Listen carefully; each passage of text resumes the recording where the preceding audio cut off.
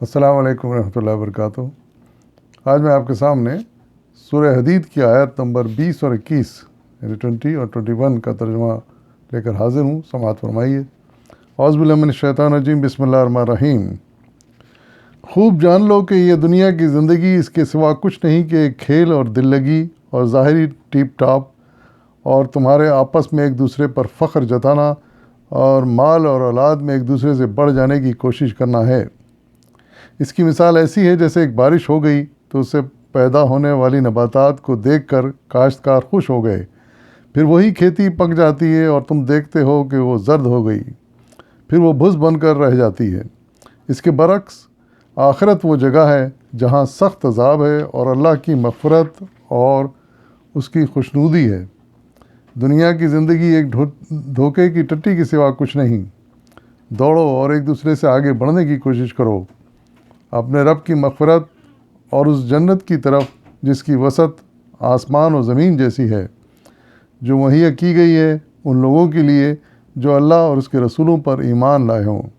یہ اللہ کا فضل ہے، جسے چاہتا ہے عطا فرماتا ہے۔ اللہ بڑے فضل والا ہے۔ صدق اللہ العظیم۔ ان آیت میں اللہ تعالیٰ نے دنیا کی زندگی کی حقیقت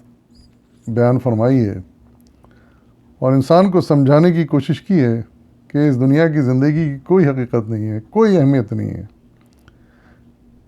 سوائے اس کے کہ اس کو اگر اچھی طرح نیکی کے ساتھ گزار لی جائے تو اس کے بدلے میں آخرت ہے، آخرت کی اچھی ہمیشہ کی زندگی ہے، اور اگر اس کو خراب طریقے سے گزاری جائے، اللہ تعالیٰ کی ہدایت کے خلاف گزاری جائے تو پھر عذاب آخرت اس کے لیے لازم ہے،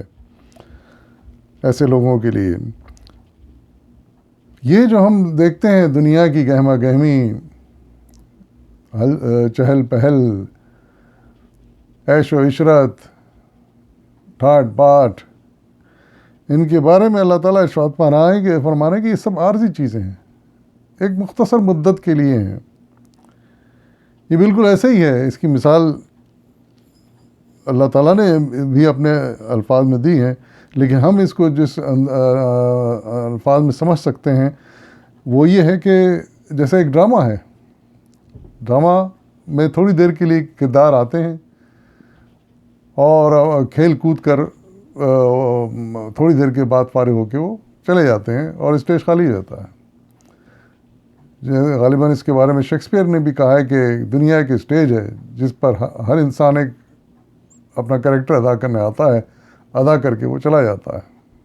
پھر اسٹیج خالی ہو جاتی ہے اس سے۔ انہی الفاظ کو اللہ تعالیٰ نے اس طرح یہاں پر بیان کیا ہے کہ یہ کھیل اور دل لگی اور دکھاوے کے سوا کچھ نہیں ہے۔ اس میں یہ ہوتا ہے کہ جس کے پاس نعمتیں میسر ہوتی ہیں وہ ان کے اوپر فخر جماتا ہے، اس پر تکبر کرتا ہے، پھر مال میں اور اولاد میں یہاں پر مقابلے کی کوشش ہوتی ہے۔ ہم جانتے ہیں، اپنے ماحول میں جانتے ہیں اچھی طرح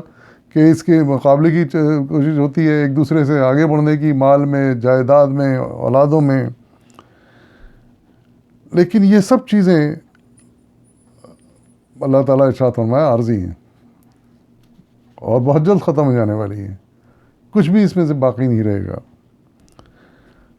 یہ بات اگر انسان سمجھ جائے اور اس پر پختہ یقین ہو جائے تو یقین ہے کہ انسان سدھر جائے۔ انسان دیکھتا چلا آ رہا ہے شروع سے لے کے آج تک کہ کسی کا بھی کوئی بھی اس دنیا میں باقی نہیں رہا۔ سب آئے، کچھ عیش و عشرت کر گئے، کچھ تکلیفیں اٹھا گئے، سب آئے، انہوں نے بڑے سے بڑی جائیدادیں بنا لی، سلطنتیں بنا لی، مال اکٹھے کر لیے، لیکن آخر کار وہ چھوڑ کے پھر چلے گئے۔ تو حقیقت میں یعنی کس قدر عارضی دنیا ہے، دیکھیے نا، یعنی زیادہ 50 60 سال، 70 سال، 80 سال، 100 سال، اس سے زیادہ تو انسان آج کل جیتا نہیں ہے۔ تو ایسی مختصر زندگی کے لیے انسان کتنی جدوجہد کرتا ہے، جبکہ اس کا حال یہ ہے کہ یہ سب چیزیں بہت جلد ختم ہو جانے والی ہیں۔ اس کی اللہ تعالیٰ نے یہاں ایک اور مثال دی ہے کہ سبزہ اور نباتات جو پیدا ہوتی ہیں، وہ جانتے ہیں ہم کہ جب بارش ہوتی ہے پھلتی ہیں پھولتی ہیں، بڑا پھل دیتی ہیں، پھول دیتی ہیں اور بڑے اچھی لگتی ہیں، لیکن ایک وقت آتا ہے کہ وہ سوکھ جاتی ہیں، وہ کھیت سوکھ جاتے ہیں، وہ باغ سوکھ جاتے ہیں۔ ایک وقت آتا ہے کوئی ایسا باغ، کوئی ایسا کھیت نہیں جو ہمیشہ ہرا بھرا ہو، سوکھ جاتے ہیں۔ تو اتنے عارضی ہیں۔ تو اس دنیا کی ان تمام چیزوں کے مقابلے میں اللہ تعالیٰ پھر آخرت کے بارے میں ارشاد فرما رہے ہیں کہ وہ ہمیشہ کے لیے رہنے والی جگہ ہے، اور وہاں پر لیکن دو چیزیں ہیں۔ ایک تو یہ کہ وہاں کا اللہ تعالیٰ کے پاس عذاب بھی ہے ایسے لوگوں کے لیے جو اس دنیا میں کو اس کی ہدایت کے مطابق نہیں گزارتے اور اسی دکھاوے میں اور عیش و عشرت میں گزار دیتے ہیں زندگی کو، اور اللہ کے یاد سے غافل ہوتے ہیں، اس کی ہدایت پر نہیں چلتے، تو پھر ان کے لیے عذاب بھی ہے وہاں پر، یہ بھی طے ہے۔ اور یہ بھی طے ہے کہ اللہ تعالیٰ ایسے لوگوں کو جو اللہ کی ہدایت کے مطابق زندگی گزارتے ہیں، اس کے احکامات کی تعمیل کرتے ہیں اور اس کو ہمیشہ یاد رکھتے ہیں، تو ایسے لوگوں کے لیے اللہ تعالیٰ ارشاد فرما رہا ہے کہ ہماری مغفرت ہے اور ہماری خوشنودی ہے۔ اور اگر یہ جس کو مل گئی تو اس کو پھر ایسی زندگی ملے گی جو ہمیشہ کے لیے ہوگی،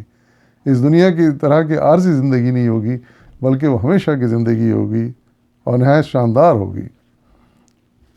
اسی لیے اللہ تعالیٰ پھر آگے ارشاد فرما رہے ہیں، دوڑو ایک دوسرے سے آگے بڑھنے کی کوشش کرو اپنے رب کی مغفرت اور اس کی جنت کی طرف۔ ارشاد فرما رہا ہے کہ اس لیے ظاہر ہے کہ